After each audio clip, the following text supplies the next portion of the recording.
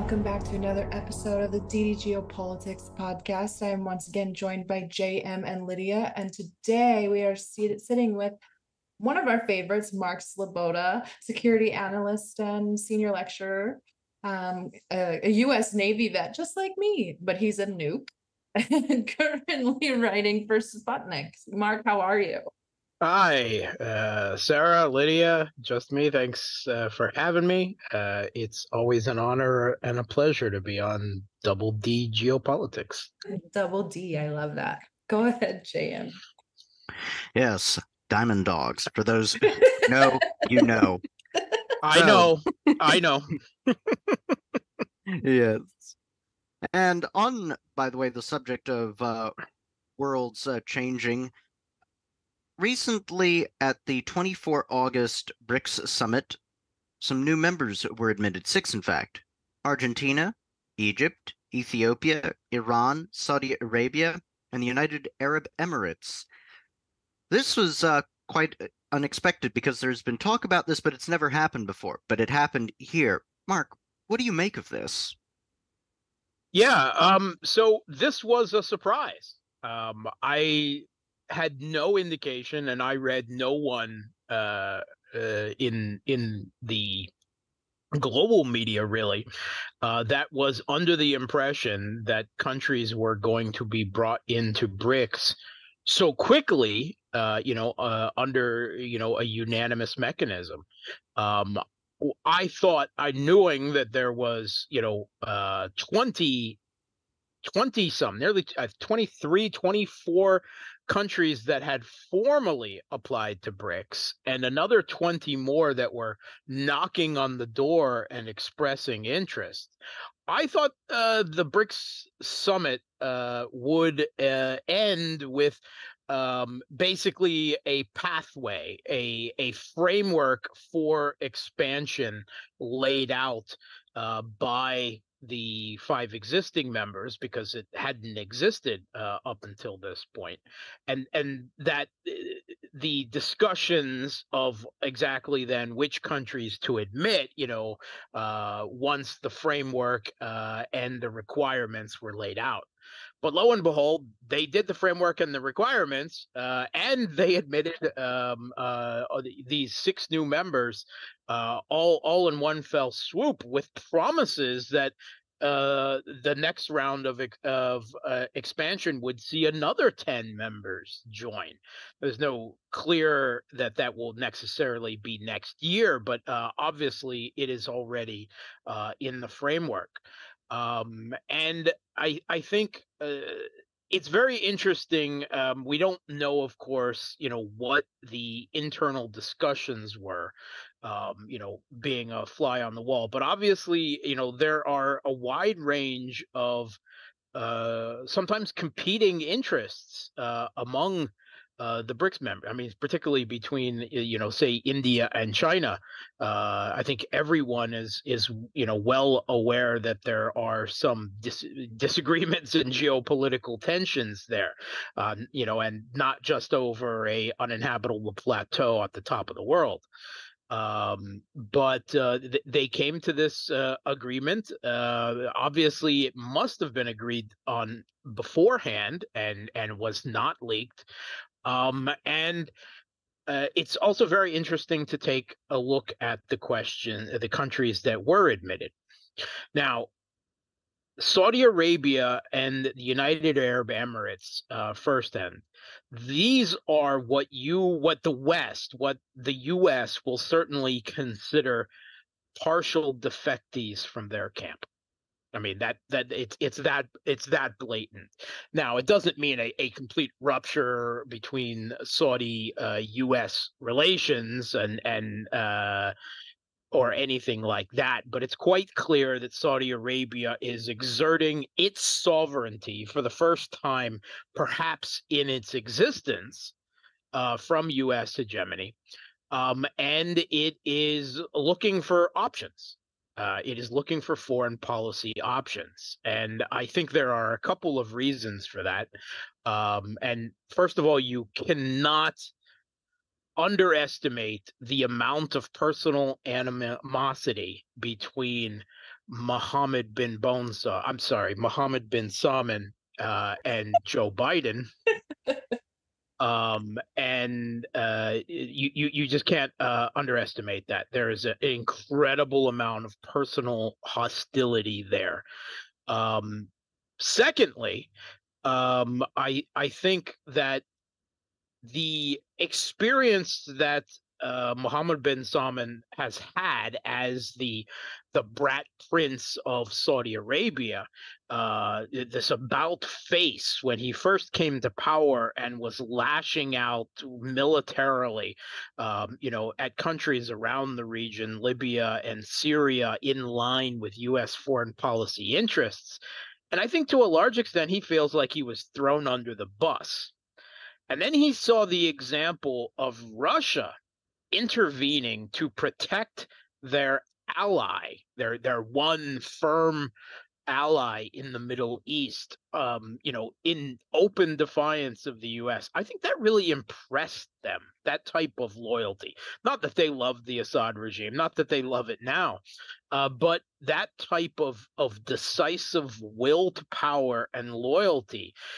Considering, he has to look at the way the U.S., first helped elevate Saddam Hussein to power and then destroyed him, made agreements with Gaddafi and then destroyed him, has thrown repeated rounds of Kurds under the bus. And I think that there was also a feeling that the U.S. had abandoned them in Yemen, and that Obama had backed out of regime change operations in Syria after the Russian intervention put forces on the ground, leaving the GCC countries and Turkey to hold the bag, of which Saudi Arabia quickly got out of that operation.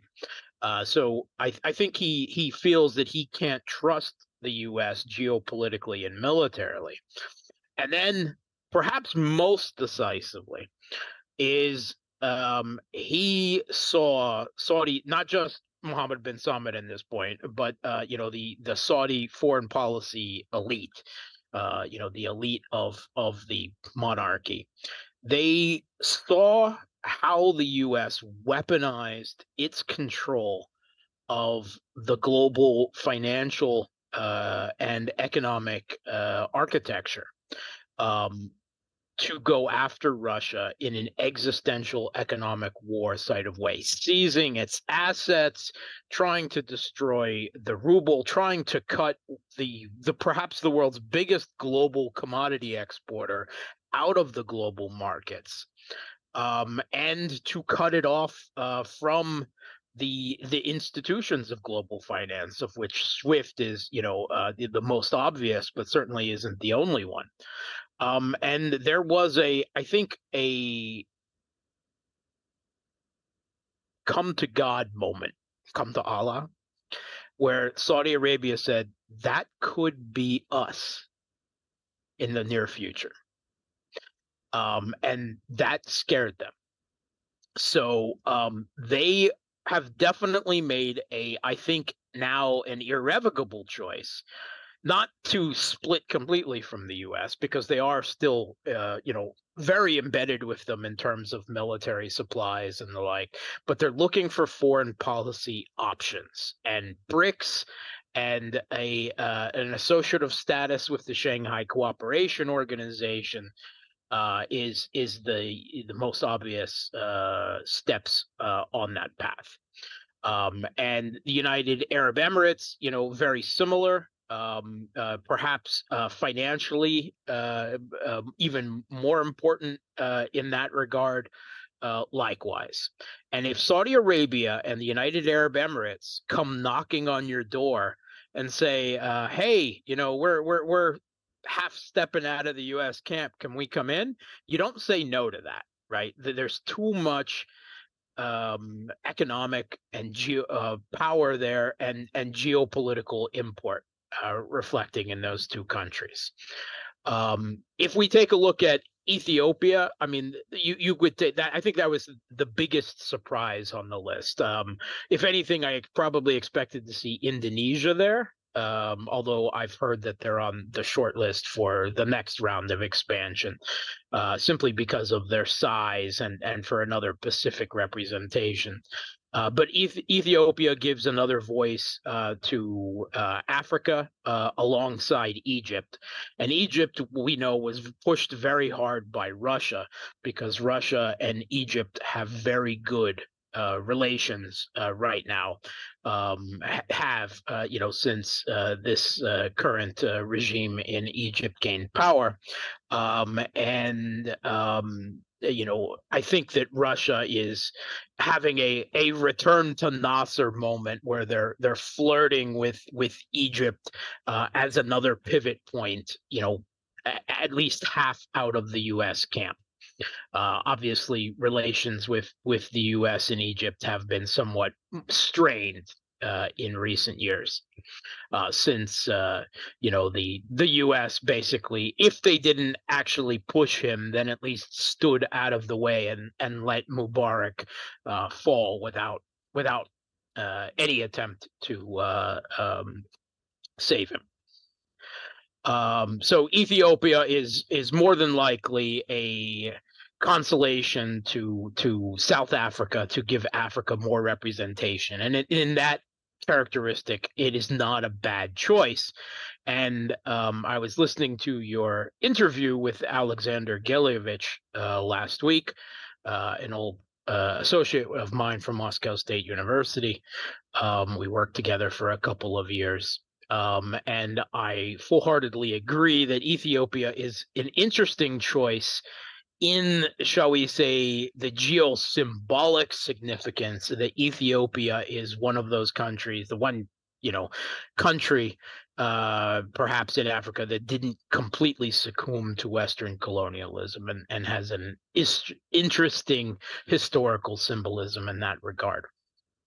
Argentina was obviously brought in as, perhaps the second most important country in South America after Brazil, a Spanish-speaking country, more importantly.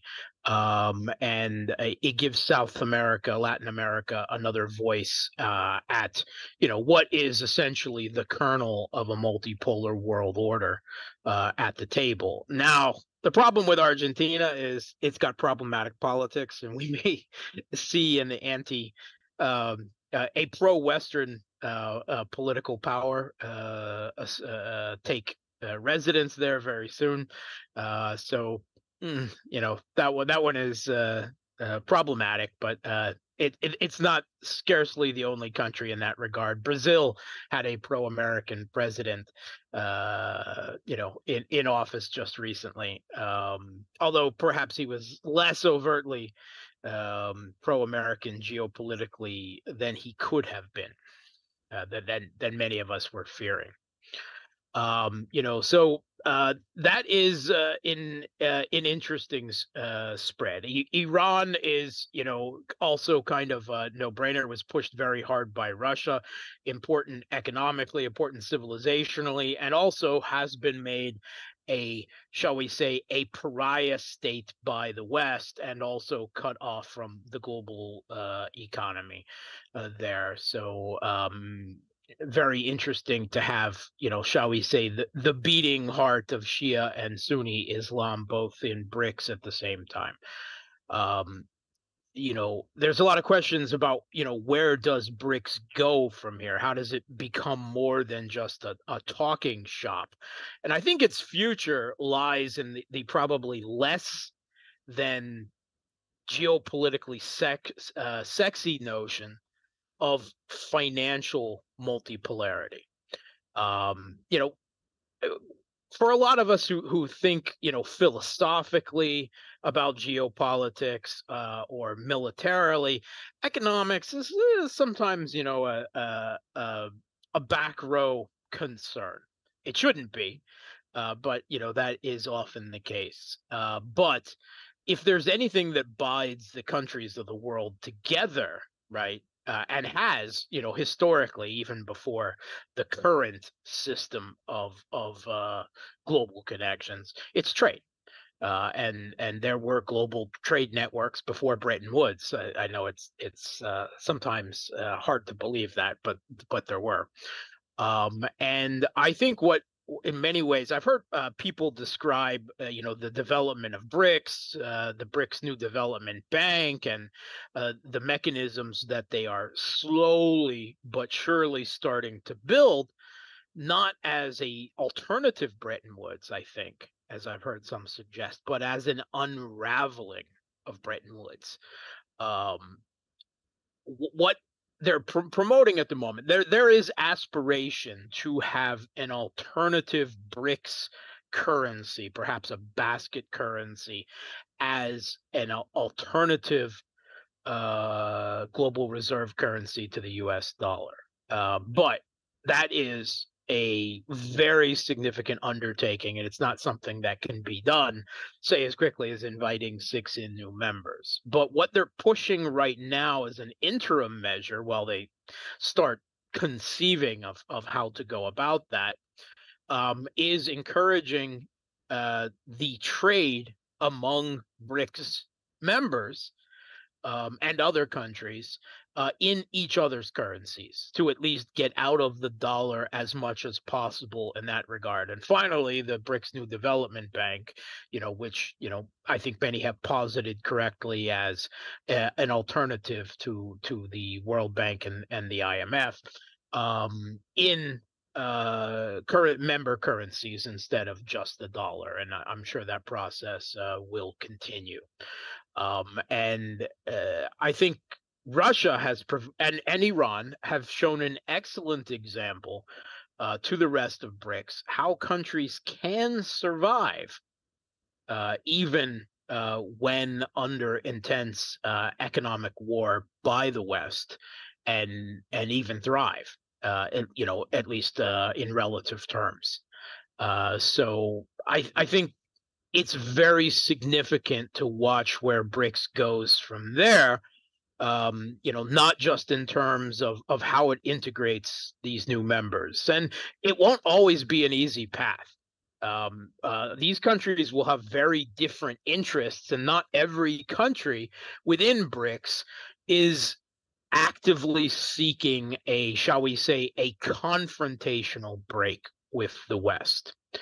They're all agree that they want a multipolar world order with more fair and representative balance of voices of the different parts of the world at the table. But they say that's not necessarily directed, right, quote unquote, against anyone else. But they automatically are, whether, India and South Africa and Brazil and many of the new members want to admit it or not. When your erstwhile opponent wants to maintain the unipolar moment of US-led global Western hegemony, and you want a more balanced world, that puts you in automatic opposition. So you can't get around that. Now, I know that, India and Brazil, they don't want a conflict. They think that they can go softly into a multipolar world and escape open conflict with the West. And they possibly can. I mean, they've got that historical, quasi neutrality, as history, to draw on. But they're only really going to be capable of that because countries like Russia and China step up to the table and take the active hits, right? If it wasn't for that, they would be the ones feeling some level of extreme pressure from the United States. The U.S. has threatened them with sanctions for continuing to trade with Russia.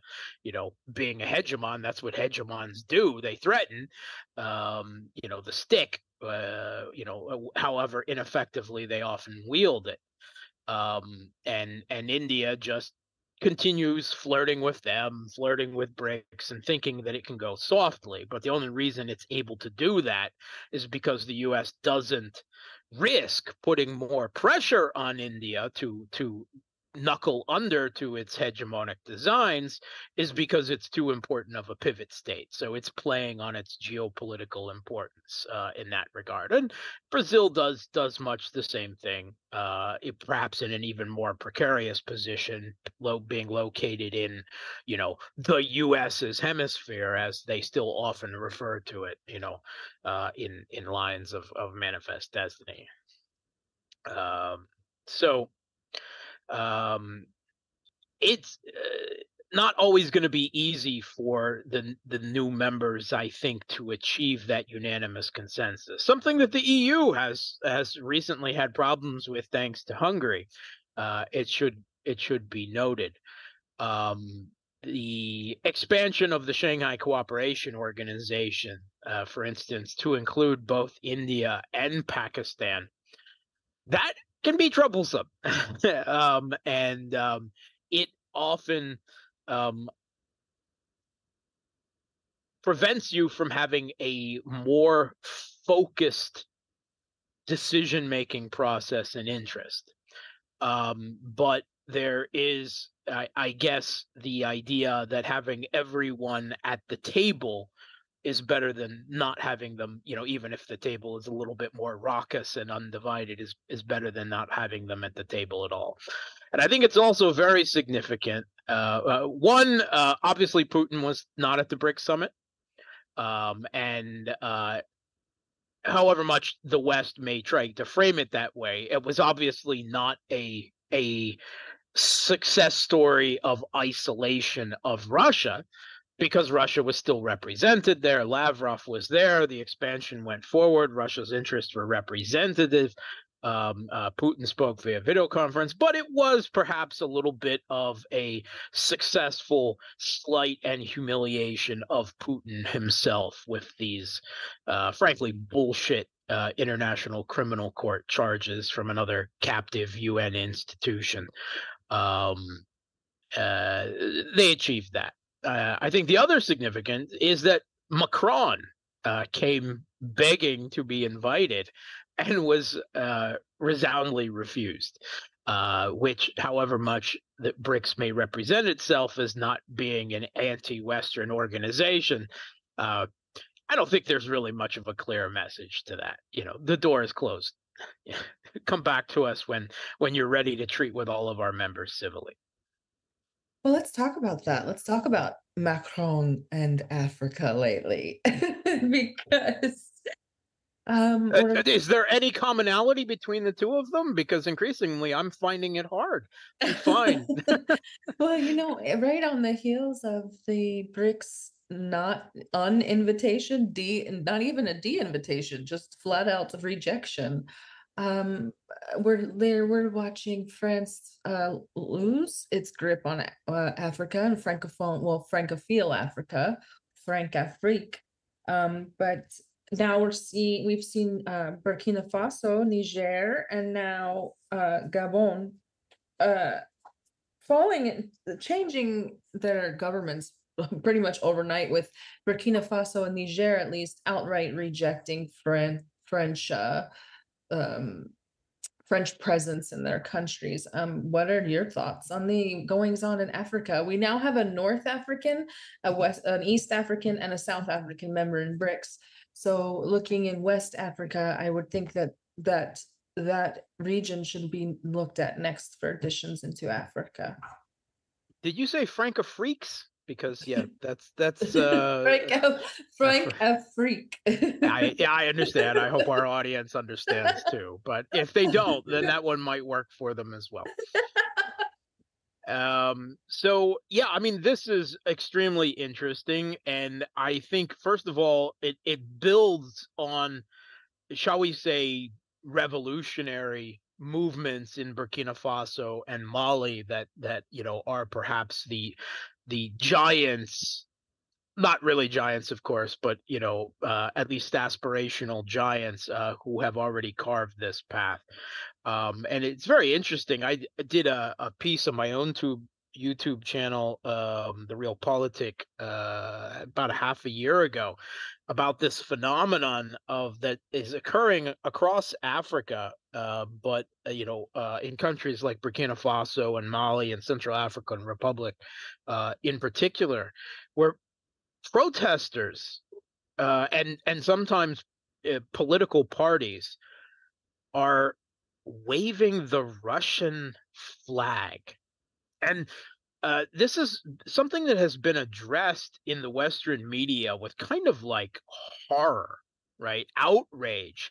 And just as far as they are concerned, another piece of evidence of the backwardness and ignorance of these countries, that they are so easily falling under the sway of Russian propaganda and influence operations. And this goes back, quite clearly to the Kaganite racism of Joseph Borrell, referring the EU foreign policy high muckety muck, referring to Europe as a garden and the rest of the world, particularly looking down at Africa, as a jungle that breeds too much. I mean, that's exactly what he was talking about. Too high of a growth rate, that sort of thing. And they're just outraged at this, and it's not even because of a common oppositional ideology at this point, right? Because Russia isn't communist. I mean, there are communists in Russia, but Russia is not a communist country, and neither are they communist revolutionaries. So what's up with this? And it really is really kind of simple. Russia is resisting the West, what these countries still see as, and with very good reason, as their colonial and now neo-colonial masters, whose yoke they want to throw off, whose exploitation they want to end. They see Russia resisting the West actively in a way that no other country is or really can, in a way that they often lack the power to do. And you really cannot, again, underestimate the powerful symbolic importance of that hope, of that defiance. And it is been added to by the operations of this, rogue security contractor, mercenary company, Wagner, who showed up in Africa, and it was the deal that many of these countries, Mali, Burkina Faso, they kick French troops out of their countries, the troops that were there ostensibly to provide security functions and help fight Islamic jihadism and terrorism in those countries. Of course, we're really there as part of boots on the ground, as part of a Western military footprint in the countries. And they kicked the French forces out, and they invited Wagner in to provide domestic security for their regimes, and also, to assist them in the fight against, often jihadist rebels, although not only. That has further infuriated the West, because whatever else Wagner may be or may not be, and that's a really open question now, considering the apparent death of Prigozhin and Utkin. But Wagner are all essentially ex-Russian intelligence and special forces, military intelligence and special forces, ex-Russian Spetsnaz. And of course, there is the assumption that you're never really ex-intelligence anything.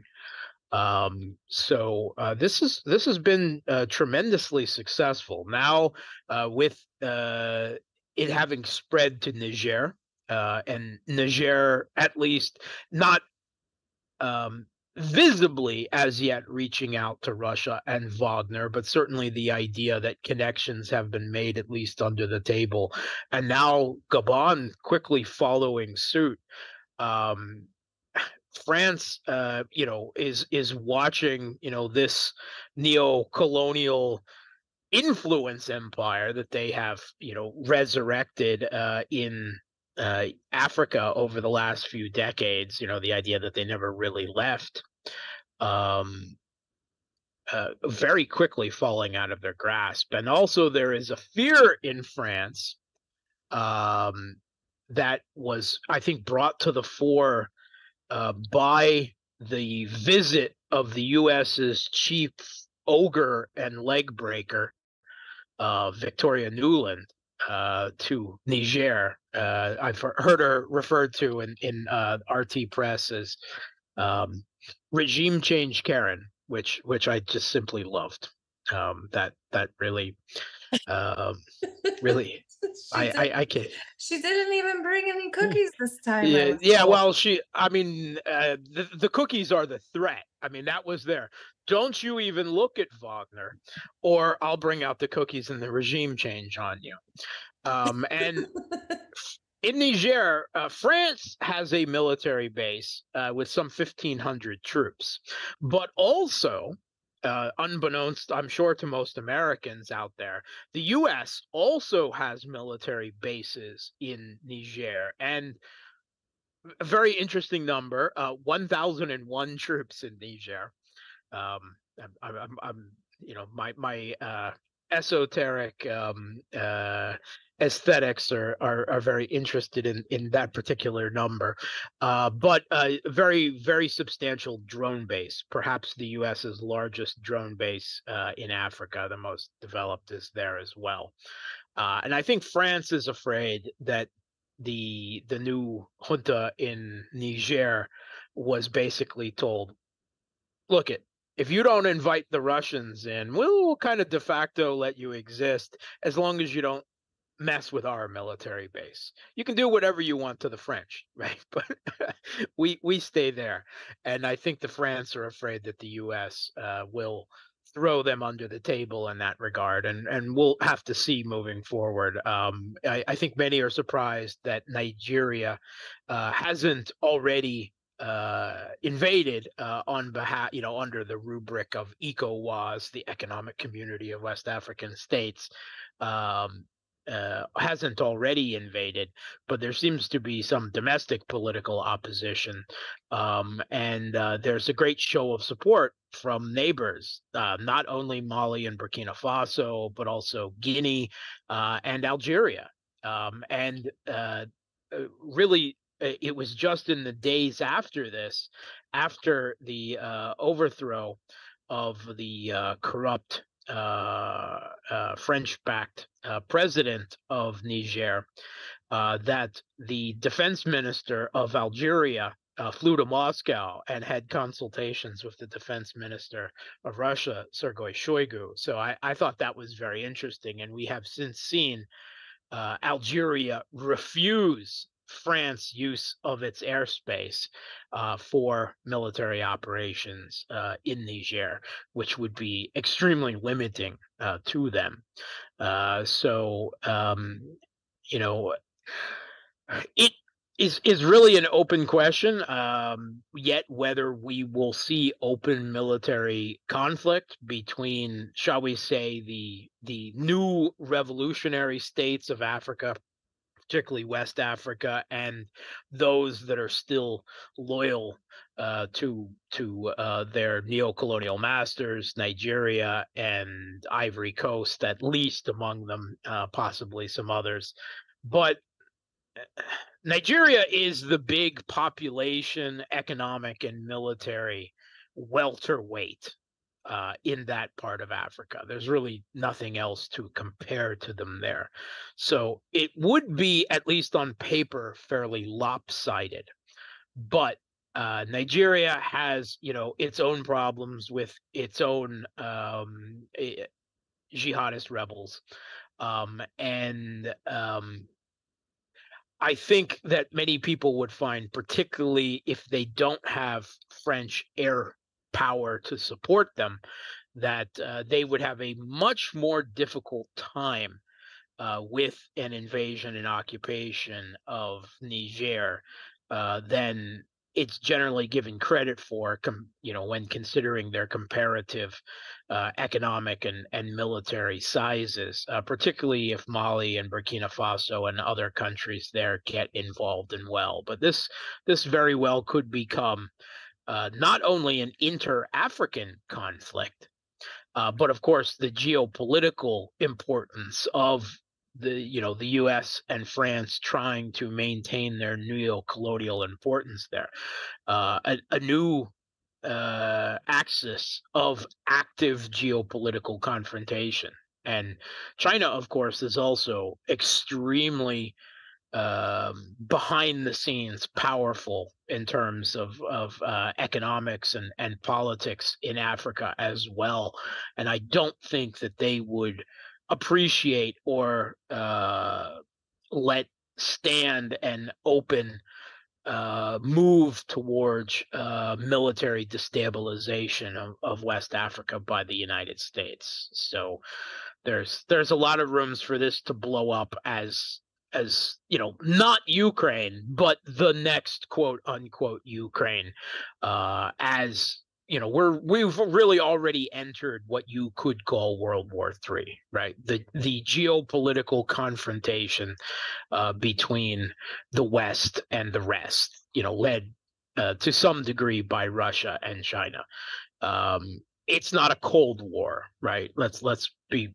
It's already a hot war, but there are very ill-defined rules of the game still governing it at this point, such that it is not quite direct confrontation. There is still a slim degree of implausible proxy separation there. But the U.S. continues at the same time, while openly engaging in conflict with Russia, to poke China, which is just madness. It is in realist foreign policy terms, balance of power politics, it is simply madness. It is really impossible to see what could possibly be driving it, other than this supremacist ideology of exceptionalism that so suffuses the foreign policy thinking of the U.S. blob, their deep state, their foreign policy and military elite. That it's practically guaranteeing the sooner rather than later collapse of U.S. hegemony. And it's something that we're all aspirational to, as long as the world doesn't end in the process of it. Definitely. Mark, my job on this podcast is kind of to be this voice of a regular person, because on our channel, I'm in charge of the chat, kind of. So I read a lot of opinions there. So going a little bit back to Africa, but also since you mentioned China, a lot of people, when they read about the recent developments in Africa, all the regime changes, most of the people are happy, I guess, that the West is being kicked out, that the influence there is diminishing. But at the same time, there are also people who say, well, but look at the situation. You had the West, essentially controlling Africa, but then it's kind of like we say in Russia, it's exchanging, one thing for the other. Then they're just going to end up with Russia and China controlling them. So, what are your thoughts? How do you see? Is there a possibility of that, and how do you see the difference between the approach that the West takes towards those African countries and the approach that Russia and China take towards those countries? And is that opinion that some people voice actually, legitimate? Maybe you agree with it? Yeah. Okay. So first of all, let's talk about Russia. Now, Russian influence in Africa is not insubstantial. but neither is Russia, shall we say, a big player at the table in Africa, despite their obvious symbolic importance and the presence of Wagner. Growing economic relations, not just in terms of the grain and fertilizer it provides the continent, um, as the number one exporter of both to the world, but also the expertise and investment it can provide in resource extraction, oil and gas. But that said, Russia's trade in Africa is less than a tenth of, for say, what the U.S. is, right? Much less the rest of the West. So Russia is, I would have said a few years ago, Russia, that Africa is beyond Russia's geopolitical horizon. That Russia is not the Soviet Union, and obviously it does not have the ability to engage in a global Cold War with the US, and it has to pick and choose its fights. For instance, Serbia can't help at all, right? There's nothing that Russia can do really for Serbia. They can cheerlead, but that's it. I would have said much the same with Africa. But obviously Russia has become more involved there, but I think a lot of that is more political and symbolic than it is any real ability to exert, shall we say, smart power, influence, or economic weight, or military weight. Right? Russia has very limited power projection capabilities in terms of its military. Its military is not built for power projection beyond, shall we say, the near abroad. It really isn't. Syria was the absolute limit of that, and I think Syria really shocked the West with how well Russia was able to support that operation there, particularly in terms of air power. But I think you're not going to see Russian forces assisting any country in Africa. Wagner, yes, possibly, or a replacement Redoute convoy, some possible replacement security contract company, but that is relatively light boots on the ground, all things considering. Now, I know this is going to surprise a lot of people, but China has been in Africa for decades, like since the first Cold War, and they have long established political and economic relations that, of course, with China's growing economic importance as now the most important economic country in the world, China has huge, much greater influence in most of Africa than Russia.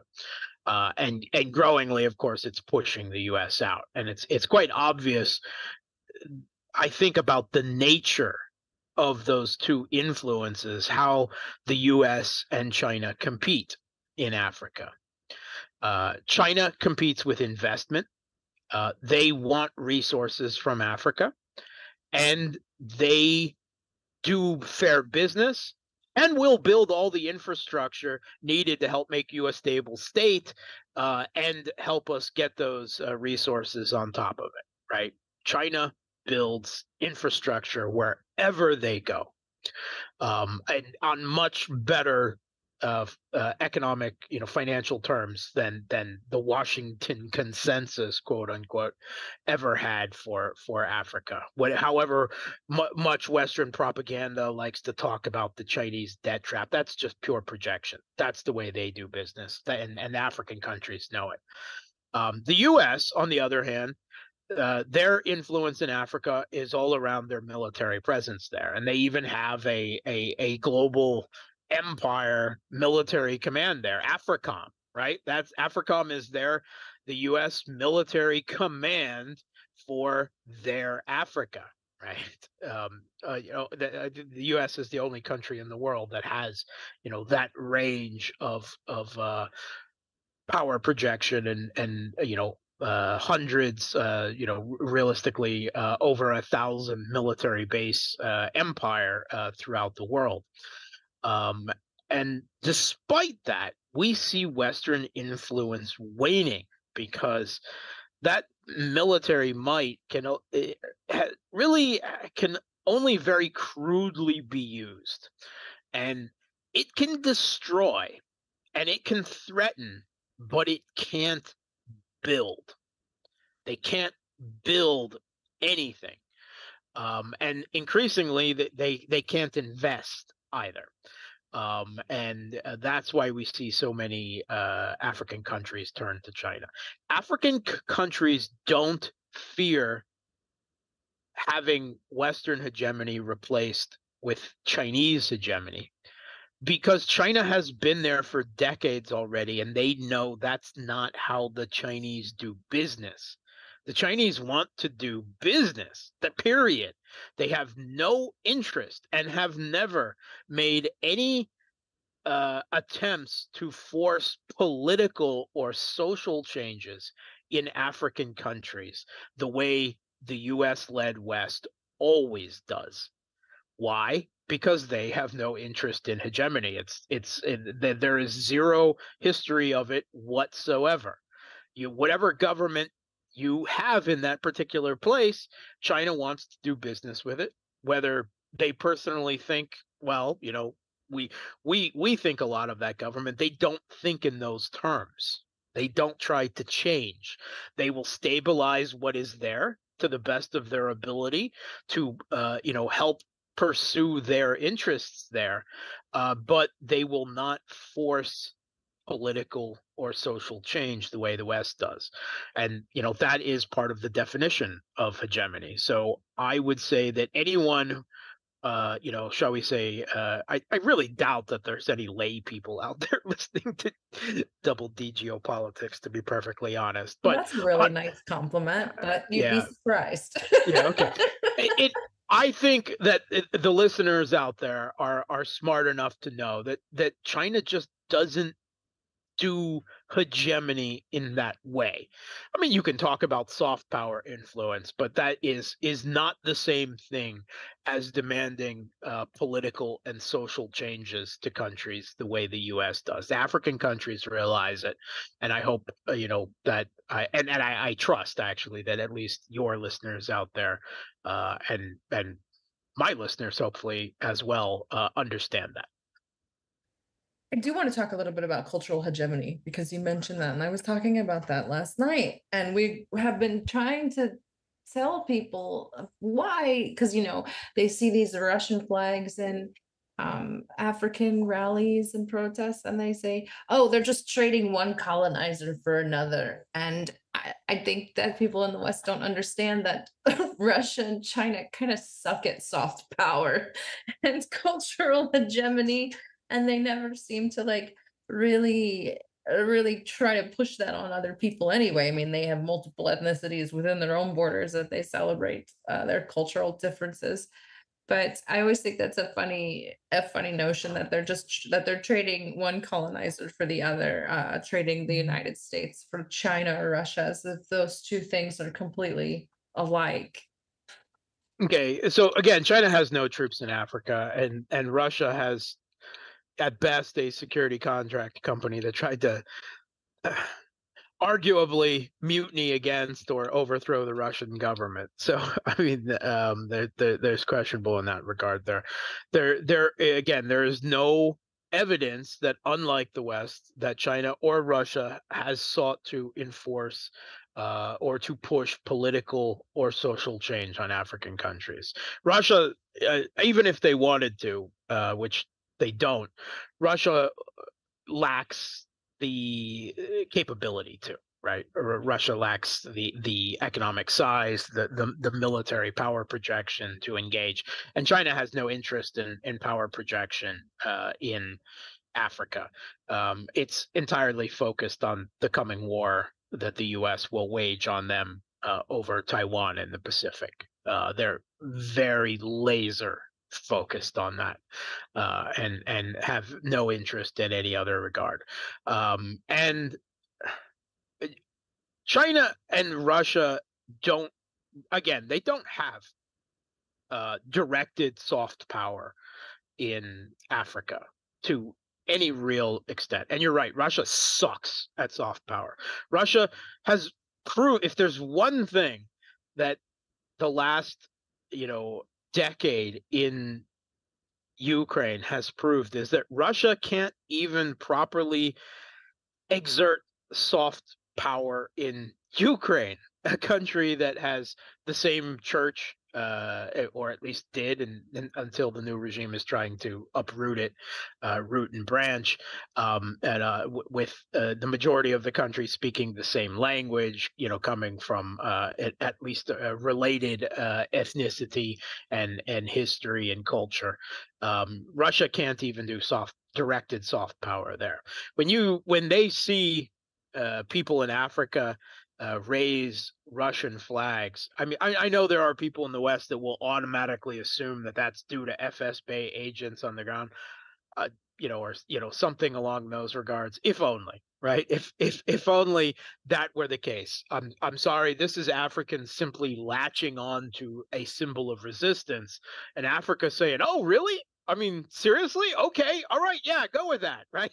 I mean, that's Russia is really not very good at soft influence. One thing that, and China likewise as well. There are two inward focused in that regard, to export their culture in any directed way.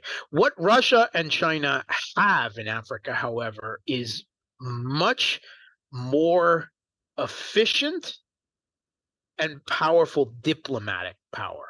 And obviously that's not something that reaches down into society in the way of cultural hegemony, right? Russia isn't spreading orthodoxy and ideational conservative society in Africa, no matter how much the woke crowd and in the US might try to, blackboard up some crazy conspiracy theories linking Russian social conservatism with anti-LGBT elements in Africa. There's zero connection. Sorry, you're drawing up crazy board stuff. It's simply that the most of the rest of the world hasn't adopted that postmodern liberal ideology yet, and you just don't understand that. China likewise, I know there's a few Confucian institutes out there and there's all kinds of conspiracies. All right, come on, get serious. Maybe if China develops an export orientated movie industry that suddenly finds appeal in the rest of the world. I mean, even Bollywood struggles in that regard, and Bollywood's been around for decades. Africa, both Russia and China have very limited soft power influence on Africa. It's and what is adopted is adopted domestically as a show of defiance. Both countries are really behind the guard, in that game, but also part of that cultural hegemony stems from an ideology of universalism. In the U.S. case, that has morphed from the baseline quote unquote democratic capitalism to now something very much that I think needs redefinition as postmodern liberalism. Something that doesn't often find a willing audience, but it is what, in their regard, in their twisted bubble vision of the world, a universal ideology that everyone needs to be woke to. China doesn't have that. Chinese communism, quote unquote, and I really hesitate to call it that. It is not a revolutionary communism. No one would I don't even know.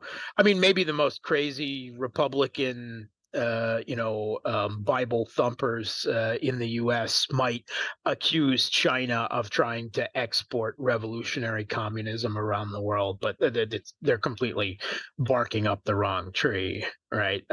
China has not been that way for decades. And was never really that way.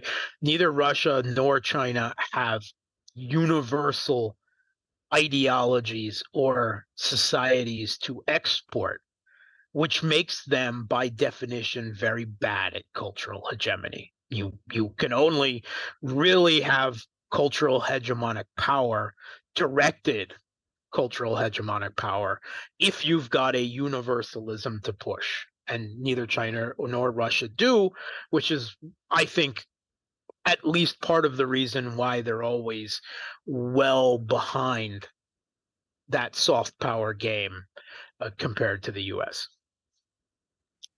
Yeah, so as a closing question then, what we don't want to ask, because our listeners are very interested in the broader geopolitics, it's what we provide, but it's all linked and all started by the war in Ukraine. So recently we have gotten more reports in the Russian press and some downplayed ones in the Western press about Ukrainian casualties, and the Ukrainians are going to be announcing any number of measures of mobilization.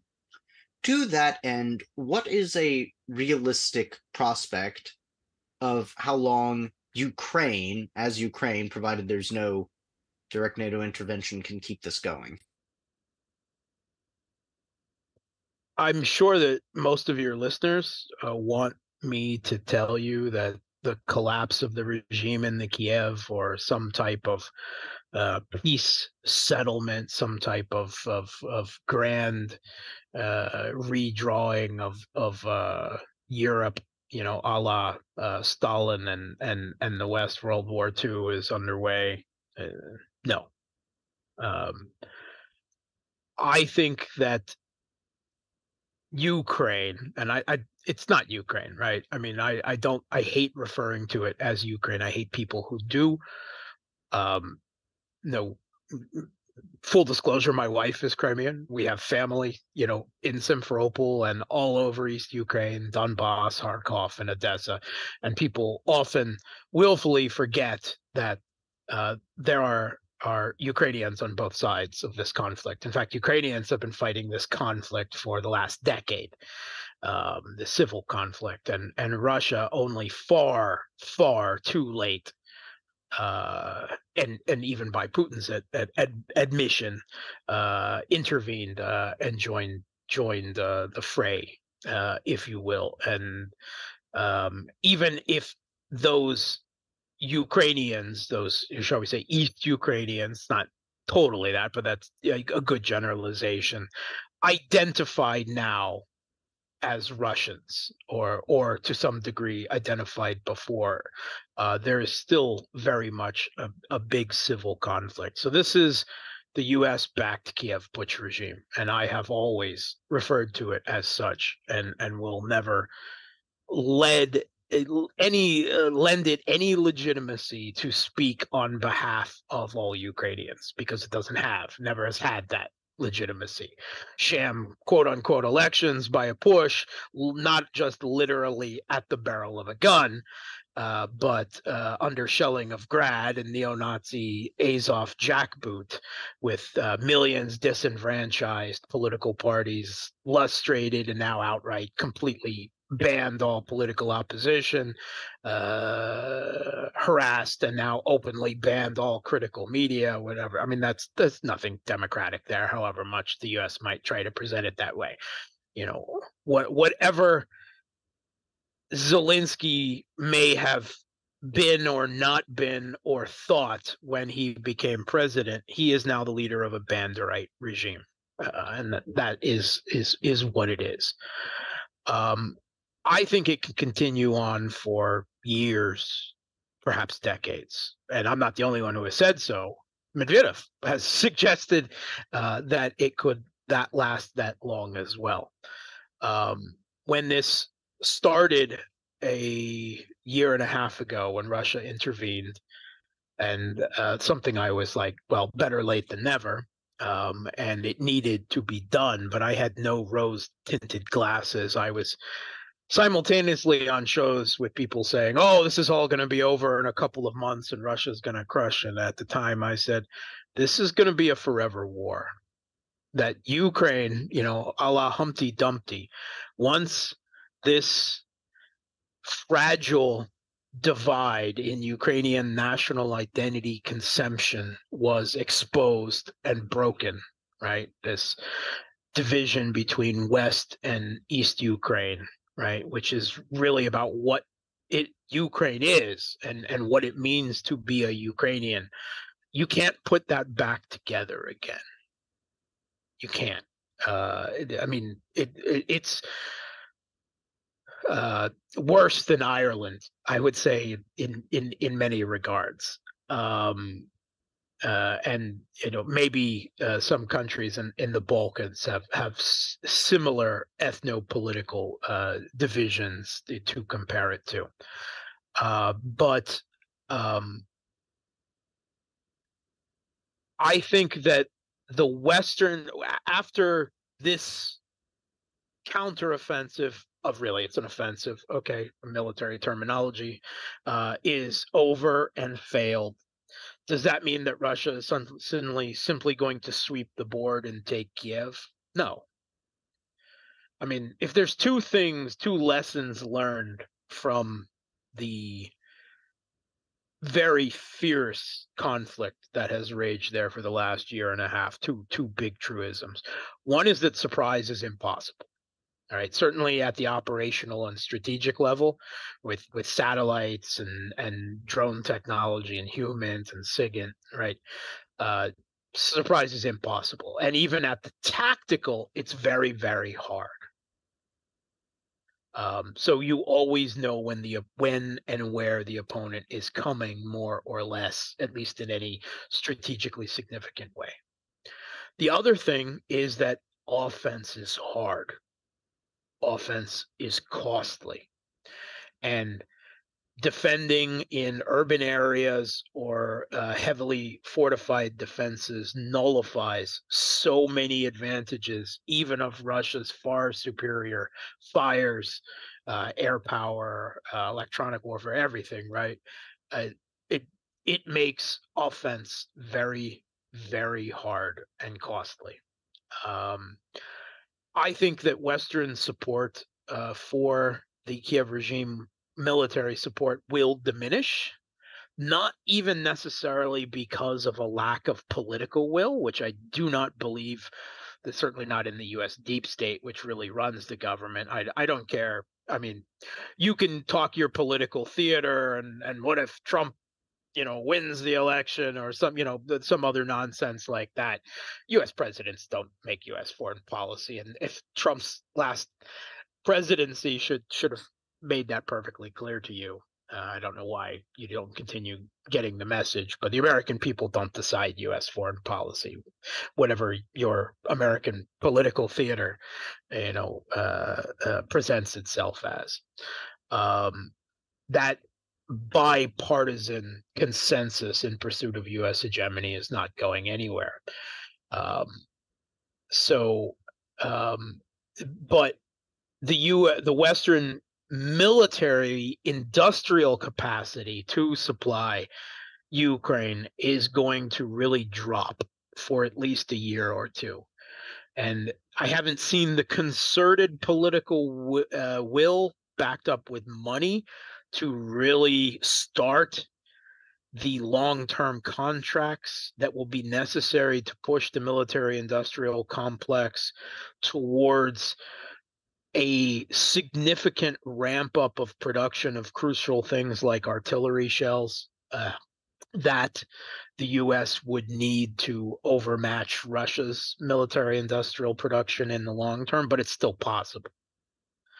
But in the short to medium term, the West is simply going to lack most useful things to provide to the Kiev regime that it needs to continue the war with offensive potential.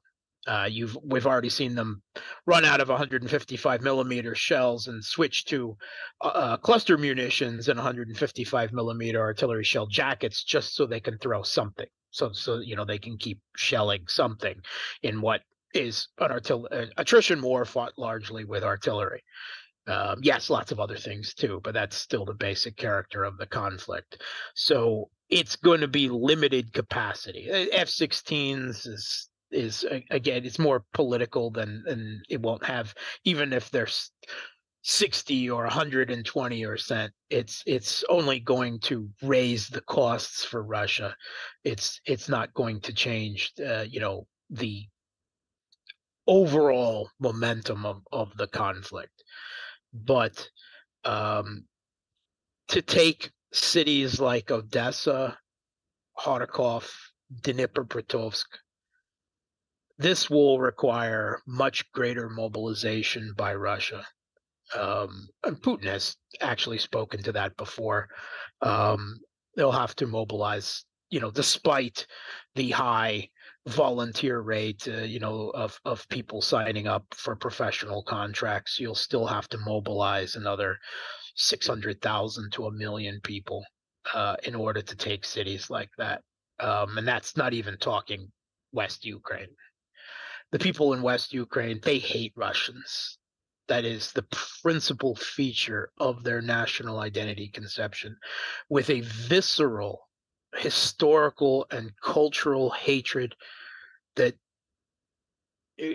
people who are not intimately connected with that culture cannot really begin to understand, right? It's right on a par with Polish hatred of Russia.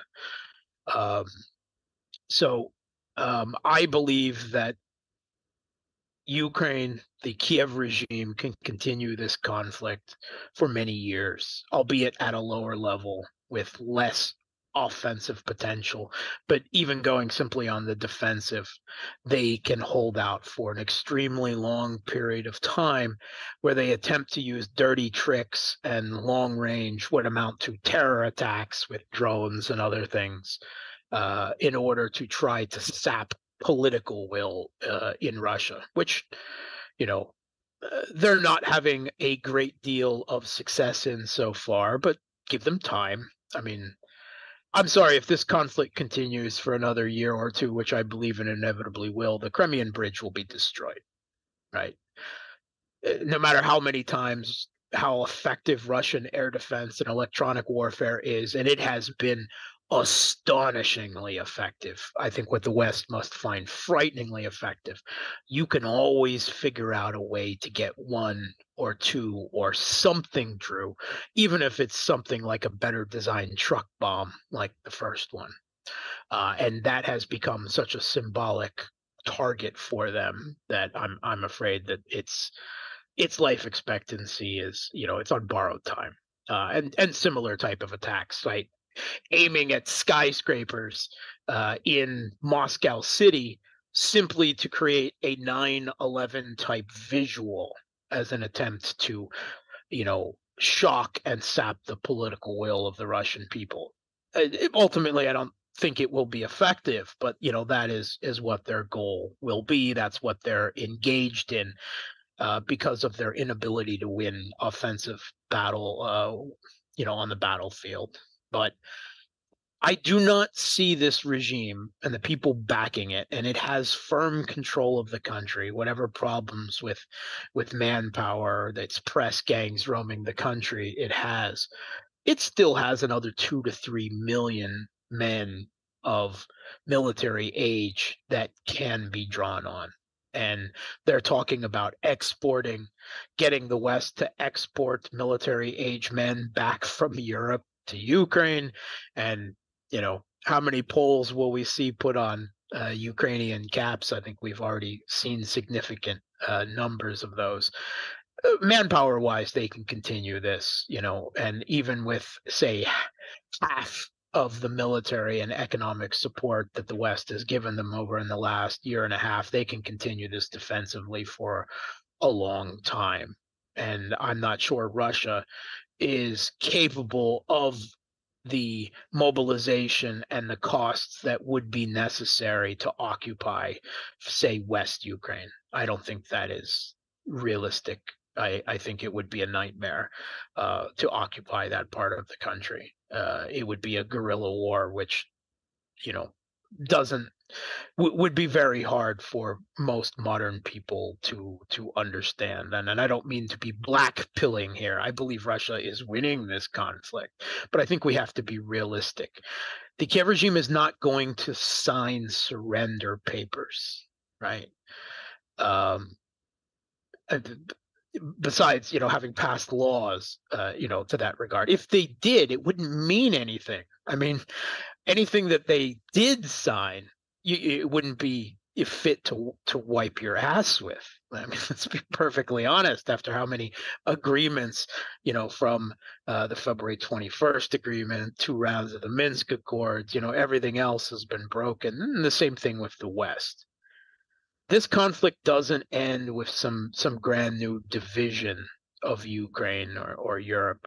This conflict ends just like, because it's a conflict in the modern day, right? It's not a conflict of the last half century or the last century. This ends like the conflict in Syria ended, which is to say it didn't end, right?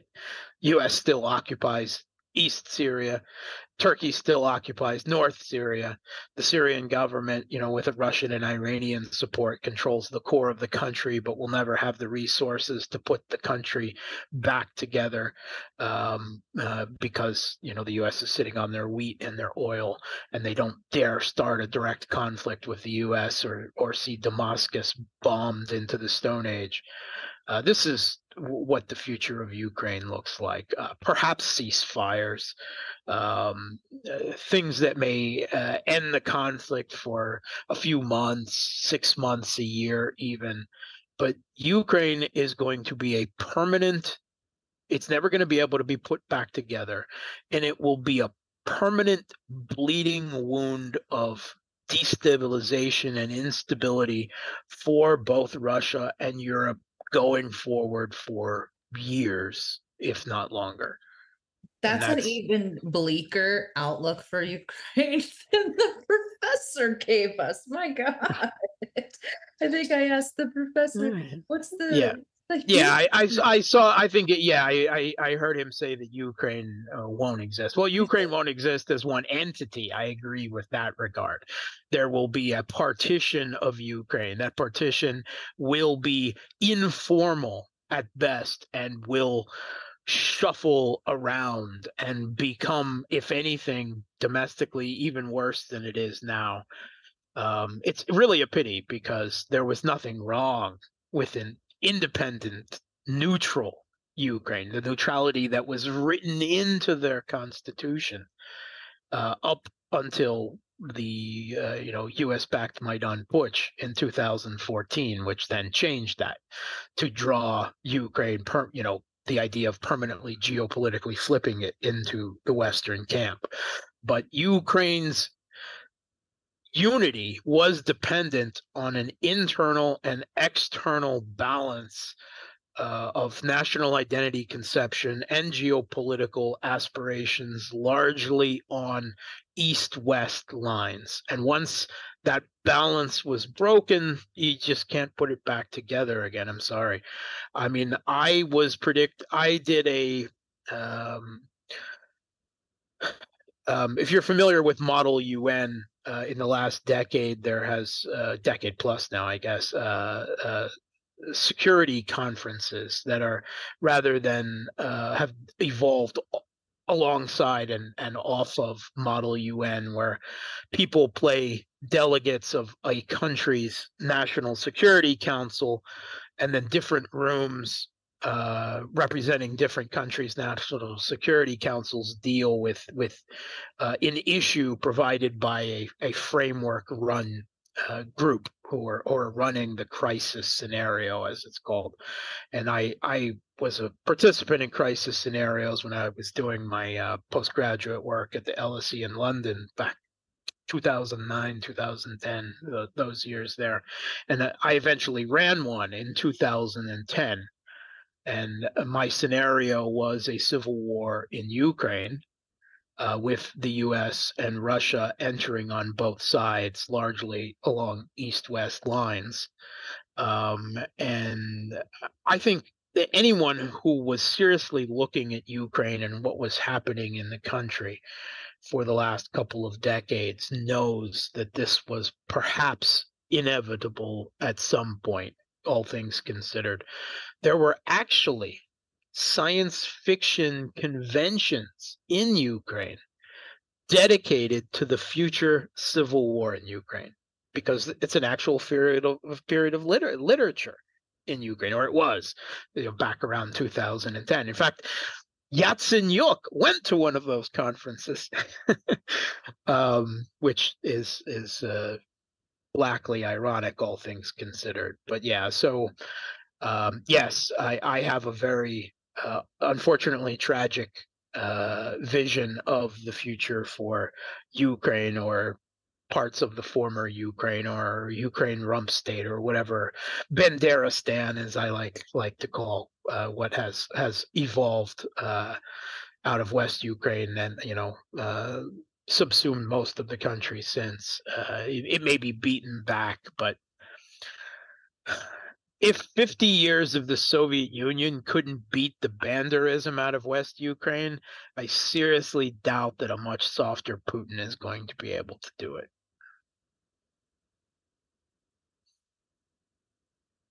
Well, on that very cheerful note, I think you have given Lydia a lot of work, because she will be having to tend to a lot of people commenting on this for hours. But there's no point in sugarcoating things as you see them, and I'm not quite sure I'm quite so pessimistic, but I think that what you sketch out is nonetheless a unfortunately realistic prospect, and one that must be borne in mind.